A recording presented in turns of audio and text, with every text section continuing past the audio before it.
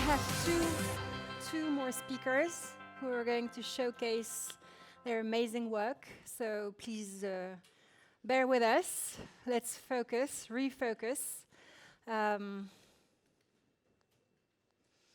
community ecosystem aspect is the most compelling feature of this next speaker, in my opinion. Imagine a community of more than 4,000 active members globally, entrepreneurs, angels, operators, funders. Now imagine yourself as an investor sitting in the middle of a constant stream of ideas, opportunities, quality conversation. You will collect signals, even zeitgeist, the air of the time. You will nurture relationships, trust, and ultimately unlock business opportunities, value, and impact. For me, that's the promise of the Conduit. Thank you. Thank you so much. Is that on? Yeah. Thank you so much for having me. I'm Gabby Morgan. I'm a partner at Conduit Connect Ventures. We are a UK-based impact fund manager, raising our second fund, targeting 50 million, and ideally, hopefully, closing at the end of this year. So our team's been investing together for 6 years now, and we are united by a shared conviction that impactful VC is not only the best, but really the only defensible venture capital investing strategy. So we are operators, we are investors, we are capital raisers, and we are backed by an incredible panel of bought-in advisors and venture partners across the sectors where we invest. And so part of our secret sauce is that we are the investment arm of the Conduit Club. The Conduit is a global membership organization, impact membership organization of over 4,000 impact investors, entrepreneurs, key stakeholders, institutional investors. And so really impact isn't just a label we've put onto this fund, it is the community that we live and breathe in. And so 75% of the investors in our Fund 1 are Conduit members. Many of them have now committed to Fund 2. All of our venture partners were sourced in this ecosystem, so it really is our edge in deal sourcing, in portfolio support, and certainly in our co-investment strategy. And so we invest in 3 interconnected themes. We invest in sustainable industry, integrated health, and in financial resilience. But crucially, we are investing at the intersections because we believe that the companies that sit at the intersections of these key mega trends will win bigger markets, they will win more diverse customer bases, and they will create more durable returns and impact.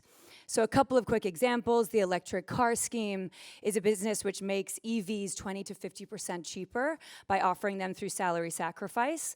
So this is a financial resilience play. It's saving employees thousands, but it's also a sustainability play by scaling up the adoption of EVs. Moving to Untap. Untap has created hyper-local wastewater surveillance technology, which can detect disease outbreak before symptoms occur. And it's being deployed at hospitals and care homes, but also at farms and agriculture for livestock health. So this is spanning sustainable food systems as well as integrated health. So it's intersecting impact is creating huge intersecting commercial demand. So these aren't accidents. We really believe that investing at the intersections is what drives outperformance.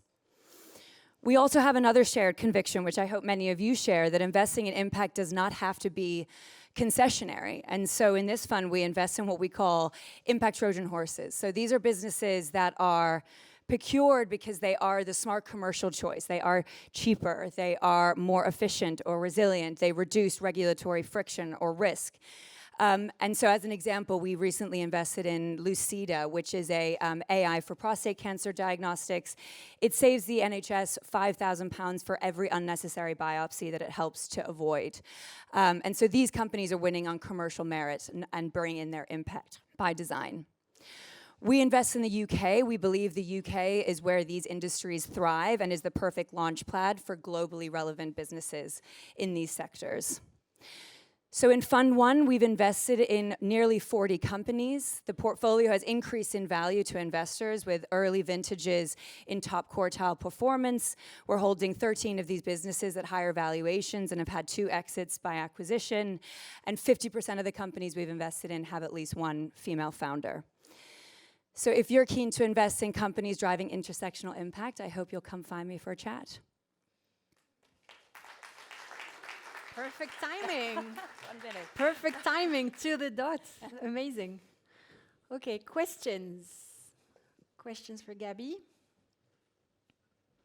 Yes, please, Craig. There's a microphone. Is there a microphone up there?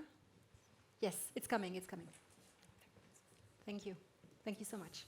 So Fund 1 catered more to UK investors. Will Fund 2 be able to take investors from everywhere else as well? Yes, sorry, yes, it absolutely can. And we're already talking to investors who are across Europe. So while the fund will be investing in UK-based businesses that have global potential for scale, certainly we're able to accept investors who are outside of the UK. Thank you. Any other question for Gabby? Yes? Hello. Hi. You mentioned that your investments are between 3 pillars, and one of them is sustainable industries. But how do you define what a sustainable industry is? Yeah, Thanks. it's a really good question. So what we're looking at in sustainable industry are decarbonizing major industries. So the key focus and where we've invested in our Fund 1 and will continue to focus is the built environment, sustainable food systems, and energy and waste.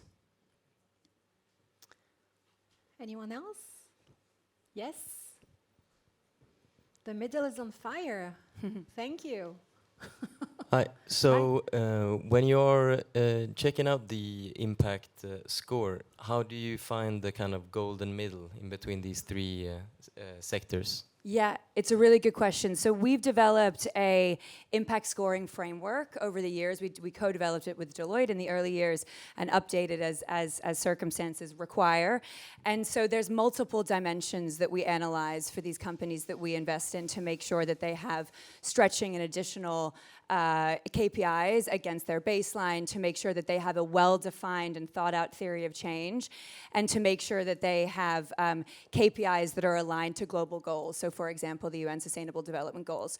So when we are creating this impact score, when we're applying this impact framework to every company, the businesses that are having those KPIs and that potential impact across these sectors score higher. And so those are the businesses that we are prioritizing when we're taking these to investment committee.